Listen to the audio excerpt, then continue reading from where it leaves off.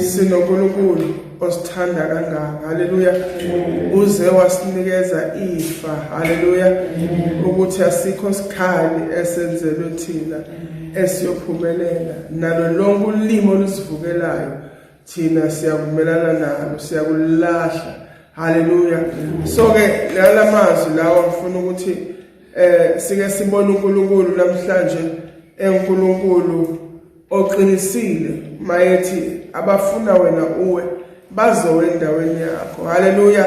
They will fall in your place. Hallelujah. For he is God who is on your side. Hallelujah. Hallelujah. Sinonkulunkulu osithandayo, sinonkulunkulu ofuna kube kuhle kithi. Ngalekho Habakkuk sifunde khona. iBhayibheli loNkulunkulu unguNkulunkulu ozonda ububi.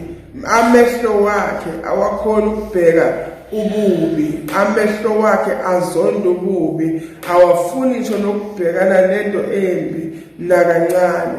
So kakhulu namhlanje engiphethe la ngifuna ukuthi the presence of God sidinga kakhulu. Hallelujah. The presence of God siyayidinga, ipresence ukukhona kaNkulunkulu siyabudinga, ngoba lo Nkulunkulu esihamba naye akafuni amehlo wakhe abheke abone ububi. So ingakho simdinga kakhulu uNkulunkulu onjalo okuzothi lapho nakhona kunobubi asilwele lo Nkulunkulu egameni likaJesu. Haleluya. Uthi mayebuza ekhuluma ngalo prophet uthi why manje uvumele ababi babe ngaphezulu kwalabo aba-right. So uNkulunkulu into emenza ukuthi avume unezinto uNkulunkulu bazalwane sesikhathi izilingo ezikhona nezimpi nabo bonke ababheka impilo yethu.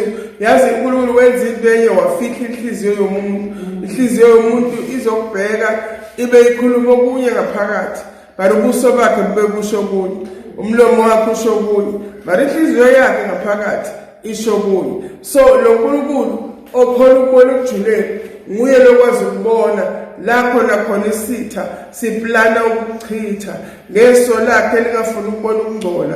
Uyabona ukuthi lokho kuvela lapha sekungcolile for lo mntwana wami, abese wenza ijudgment. Lithi iBhayibheli uNkulunkulu wenyama yonke sonke uyasithanda, but ufuna ukuthi sihlale in his presence. Kubaluleke kakhulu ukuba sebukhoneni bukaNkulunkulu ngazonke isikhathi, ngoba ebukhoneni bakhe iso lakhe liyaqalaza nxazonke libheka ububi obufuna ukwenzakalela umntwana wakhe olungile phambi kwakhe. So izinto eziplanwayo awunamandla phezukwazo, kodwa kunoNkulunkulu wakho. Uma wena uhlezi ebukhoneni bakhe, uNkulunkulu wakho uyakwenzela ngeso lakhe, uyabheka abone ukuthi la ku-wrong abese uyenza lo Nkulunkulu. So ukufa kuyinto usathane angayiplana for wena, mara uNkulunkulu wakho obhekile ngeso lakhe ngeke avume ukuthi kwehlele phezu kwakho kungakasho yena enguNkulunkulu, ngoba uyakuthanda,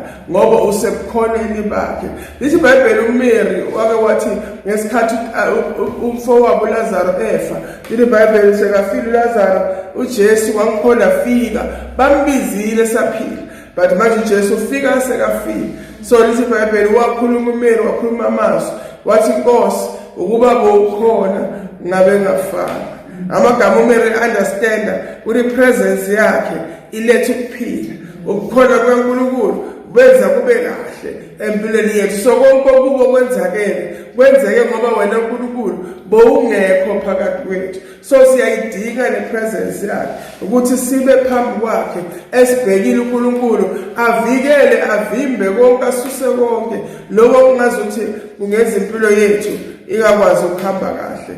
uNkulunkulu osithandayo, emhlabeni kukhona izitha, khona ubuthakathi, khona konke, but into ekhona konke ngeke kwakwazi ukwenzeka uma wena uzohlala in the presence kaNkulunkulu. Hallelujah.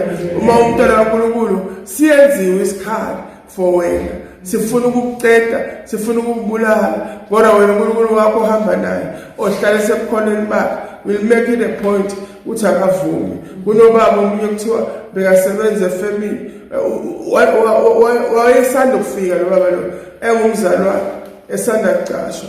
Manje lapha efamily lapha kunomuntu omdala ekhona lapha, so lokho esebenza lo muntu, mara usebenza nje akasi productive.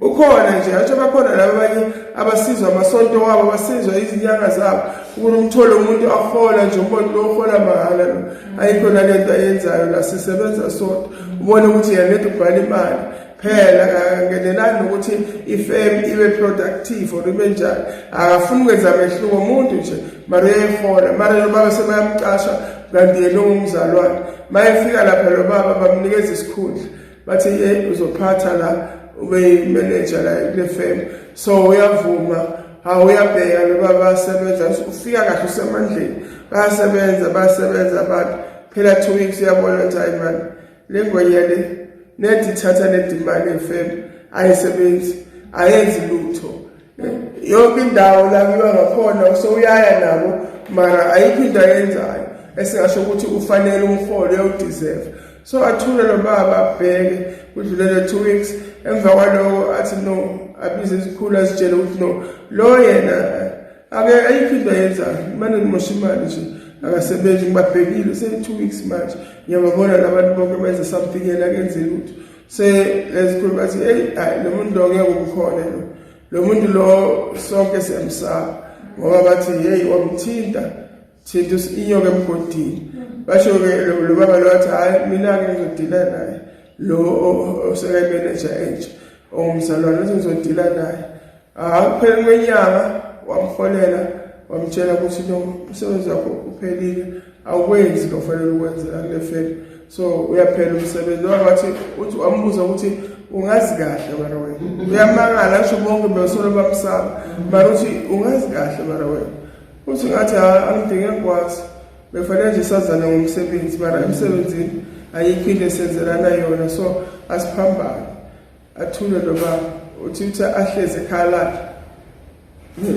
Sunday yakhona umkhiphile emsebenzini bafola Friday Sunday uhlezi ngaphandle afternoon buye enkonzweni asahlezi lapho wavele nje kwaqala washintsha iweather kwaqala kwabantu nama-lightning kwaba izulu elikhulu asahlezi lapho ukuthi laduma kayo wami yabona ukuthi lashaya la ngihleli khona phambi kwami wavela umgodi nomlilo wasala kunomgodi obonakalayo waze wawushutha nalomgodi walomlilo obewushisela phambi kwakhe mara azange limenze next year but wamkhomba ukuthi yabona lo muntu lo bebakhuluma ngaye bathi akathintwa hayi akahlala umbuzo nedwala umbuzo uthi mara ungazi kahle wena ngathi nje vela ngidinge kwazi mara nakho manje proof umgodi phambi kwakhe lokuthi omunye umuntu angabuza ukuthi mara Nkosi wayovume enze lokho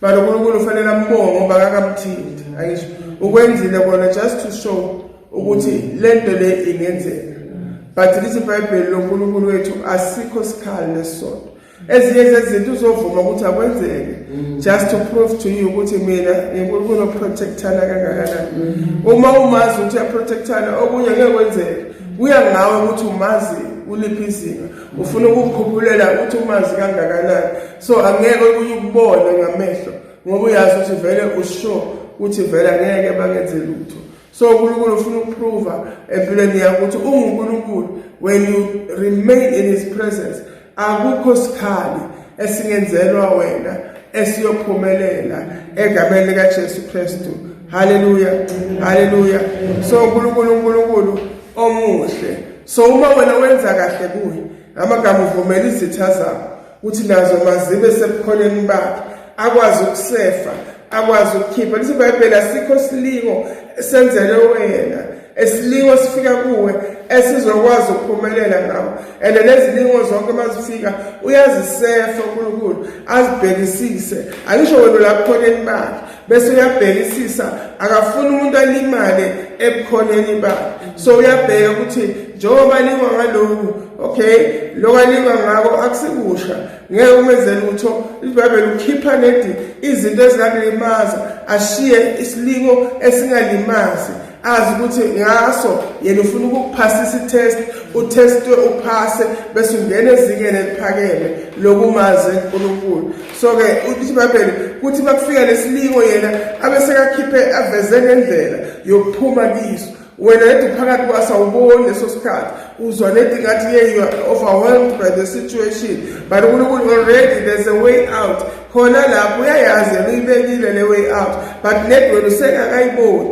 ngoba usabanjwe ilento enzima, ithemu yakho ofanele udlule kuyo yokuliwa yenze ukuthi ube blind, ungaboni ukuthi nayo indlela yokuphuma until you pray enough, until ubekezela enough. uNkulunkulu bese uvula amehlo akho sozibona soyaphuma, soyamangala ukuthi hawu kanti mara bengingabonileni sonke lesikhathi. No, isikhathi sokutestwa kwakho besingakapheleli. So uNkulunkulu akasilini ngezinto ezizowenza ukuthi silimale. Wona zonke isikhathi uma sihlale ebukhoneni bakhe, urasikho isikhathi nesodwa esenzele thina esiyophumelela, as long as you remain ebukhoneni bakhe.